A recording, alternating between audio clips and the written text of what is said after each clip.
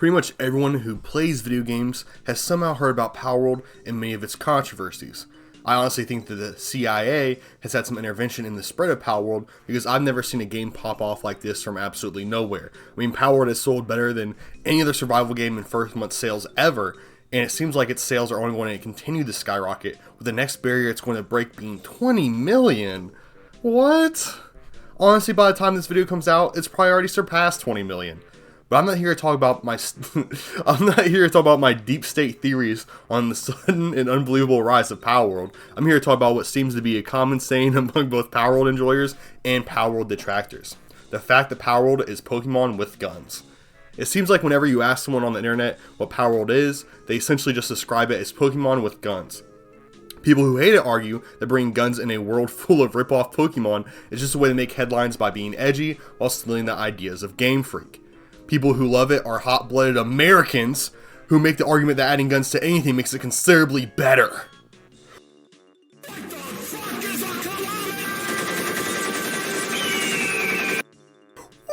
baby!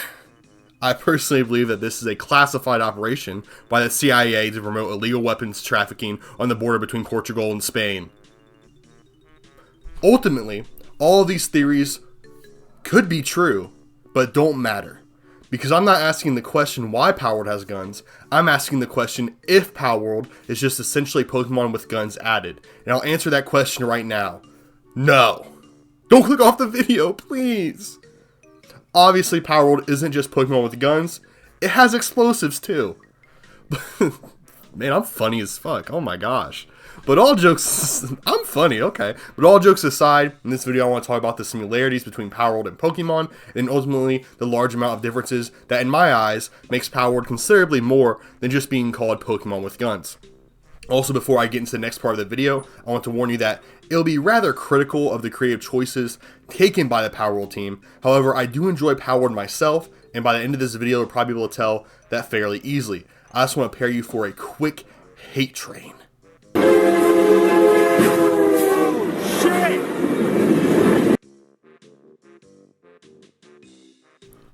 There's no denying Palworld has taken a little tiny bit of inspiration from Pokemon. I mean, maybe a little bit more than just a tiny bit.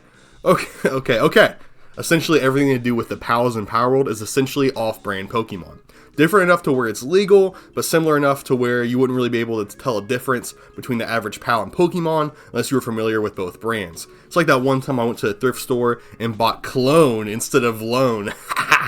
That was a joke. I've never been to a thrift store, and I would never buy any designer brand unless they decide to sponsor me and gave it to me for free. I mean, I guess that would mean I wouldn't have to buy it, but I would lie to all of you and say I did to make the sponsor happy. My morals are questionable. Anyway, back to Palworld. Most of the designs for Pals are mostly unique in my opinion.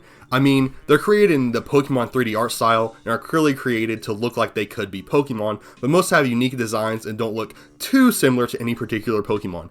However, there is absolutely a decent amount of Pals, probably 10 to 20, that are basically just direct ripoffs of current Pokemon designs. I'm not going to go into too much detail on this point, but basically, it's very evident that the Pals were meant to look like Pokemon, both graphically and design-wise. Another thing very similar to Pokemon is the type of Pals you can recruit. Different types of Pals are ground, grass, fire, water, electric, neutral, ice, dragon, and dark. As most Pokemon fans can probably tell, every single one of these types is present in the Pokemon universe. Types aren't the only thing that's similar, however. Pal spheres are basically just reskinned and renamed Pokeballs. Or my favorite example of Palworld ripping off Pokemon is the Paldex. Yes, they have something called the Paldex in Palworld. Absolutely no relation to the Pokédex at all. No relation at all. Just completely unique names.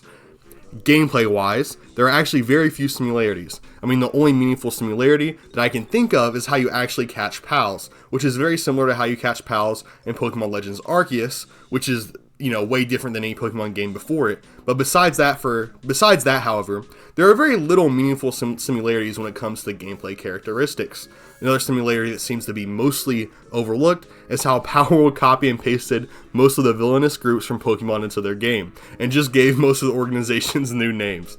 The Rain Syndicate is Team Rocket. The Free Pal Alliance is very clearly based on Team Plasma. The Brothers of Eternal Pyre seem to be mostly unique, but resemble Team Magma enough for me to make a loose comparison based on the other options. The PAL Genetic Research Team seems like the most unique of the bunch, and I can't really find a direct comparison like I could for the others. But I mean, it's also just like a genetic research team. That's kind of a basic idea, in the first place. If you really want to get nitpicky, you can even say that the towers in Palworld are basically just different gyms that you have to collect badges from. Overall, there are tons of similarities between both Pokemon and Palworld. However, these similarities generally only exist in everything surrounding the pals and the lore of the game. The actual gameplay of Palworld is completely different to that of any game in the Pokemon franchise.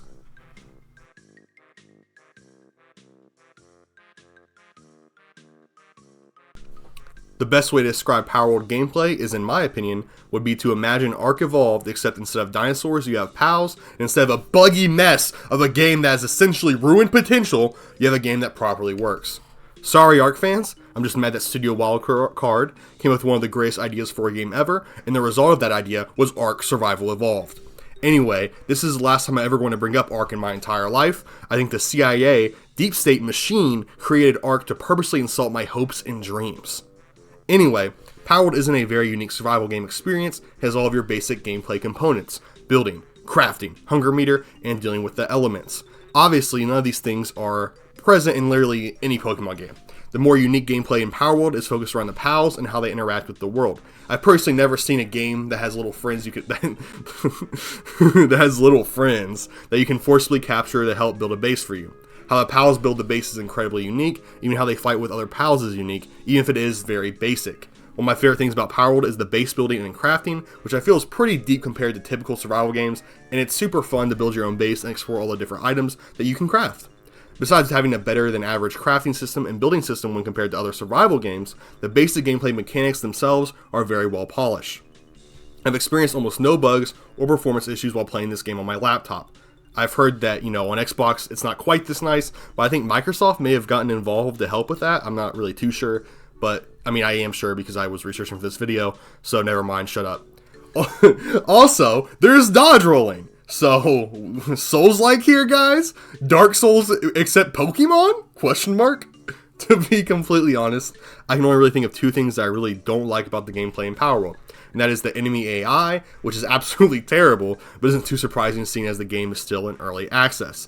The other thing is the crafting time, which is incredibly annoying, especially in the early game where you don't have that many pals to help speed it up. Other than that, I just feel like Palworld is a super well polished survival game. It doesn't really do anything incredibly special, except for how the pals in the world interact, besides being a super well polished, solid survival game. Oh yeah, also you can use guns. People bring that up every once in a while, probably to draw attention away from the Spanish-Portuguese border and the gun and drug trafficking that's being done between the two countries. Damn CIA and it's trickery. I can't trust them sons of a bitch.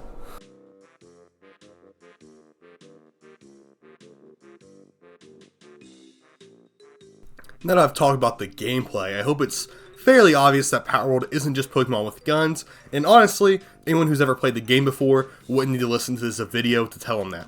This video is mostly for people who haven't played the game and just constantly heard people referring to the game and describing it as Pokemon with guns. This game plays absolutely nothing like any Pokemon game that's ever existed.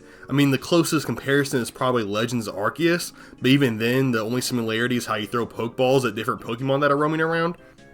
I can't ever remember a Pokemon game when the character you play as actually participates in battles, and even more so, has an assortment of different weapons that they can use to eliminate the opposition. As a much better way to describe Palworld wouldn't be Pokemon with guns, but rather Pokemon if it was a survival game. Or better yet, Survival Evolved if it worked and had Pokemon lookalikes instead of dinos.